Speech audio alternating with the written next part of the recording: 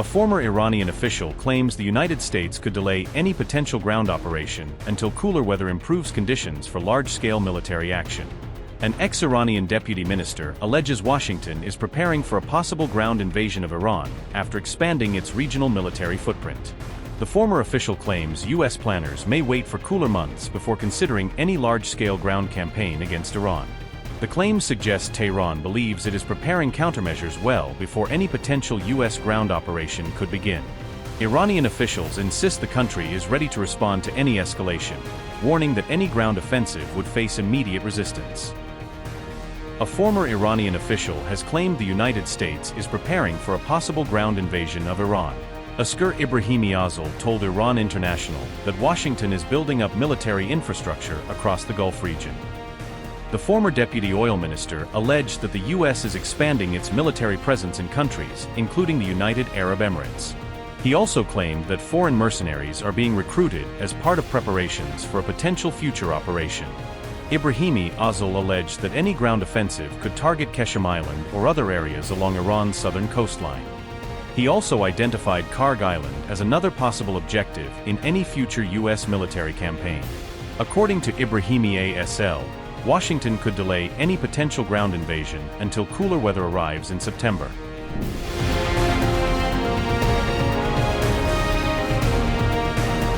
As the Iran-America war restarts and tensions spike once again, a former Iranian minister has publicly suggested a daredevil military plan, hinting at a dramatic escalation on the battlefield. Mojtaba has reportedly proposed launching a direct ground assault on a U.S. military base in the Middle East, a move that would mark a bold and risky new phase in Iran's strategy. Mojtaba, who now serves as a parliamentarian, has gone further by reportedly saying that Iran must aim to abduct U.S. troops during such an operation, framing this as a way to change the war's dynamics. His explosive comments were reported by the Iran international news outlet on July 15, instantly igniting debate over whether Tehran might actually attempt such a high-stakes mission.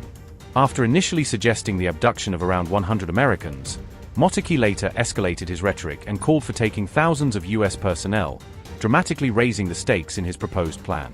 He said, quote, "My proposal is that we launch a ground attack on one of the U.S. bases in the region, capture 100 Americans and bring them to Iran.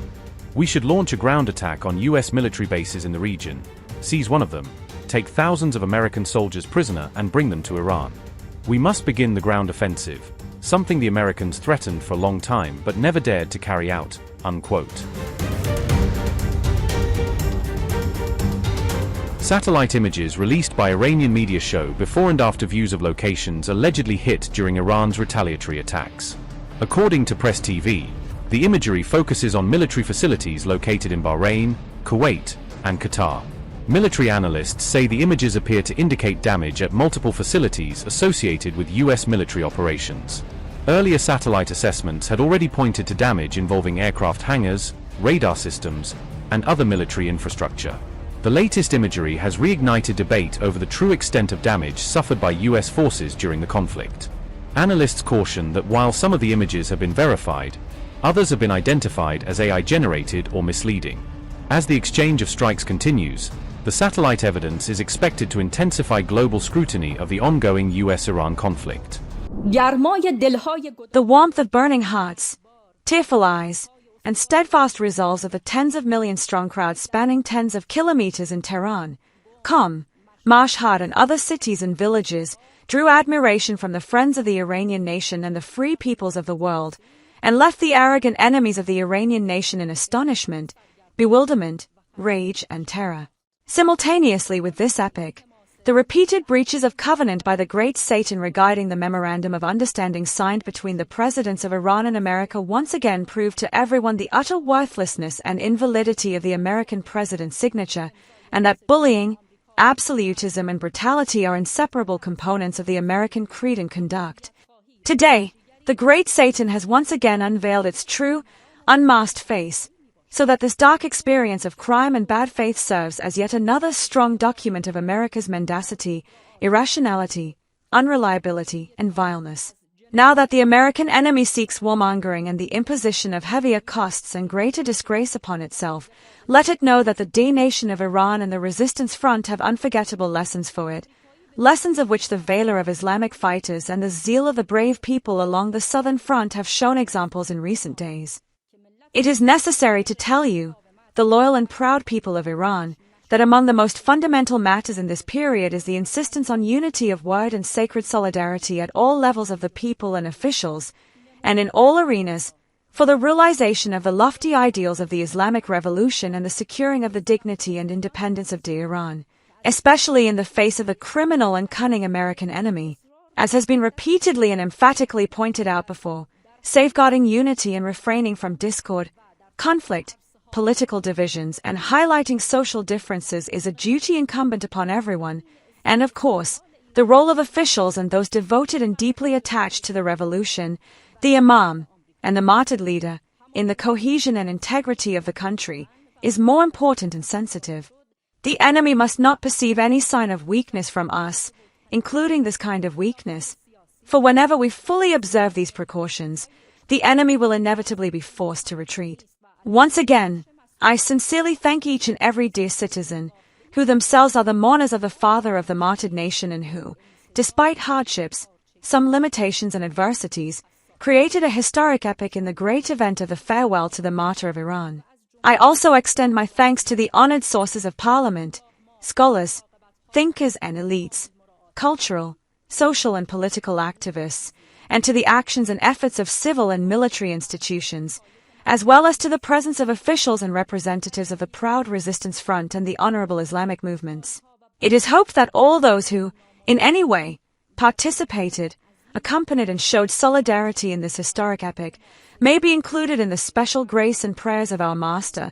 May God Almighty hasten his noble reappearance. Sayyid Mojtaba Hosseini Khamenei, July 18, 2026.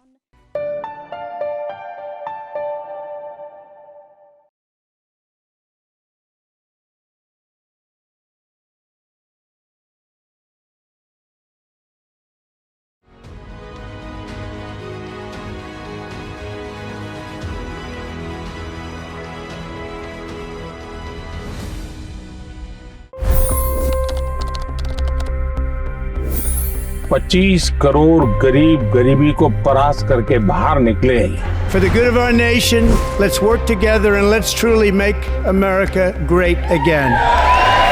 The fastest news breaks. Requested PM saying that look, you will have to speak to Putin and to Zelensky. The biggest news makers.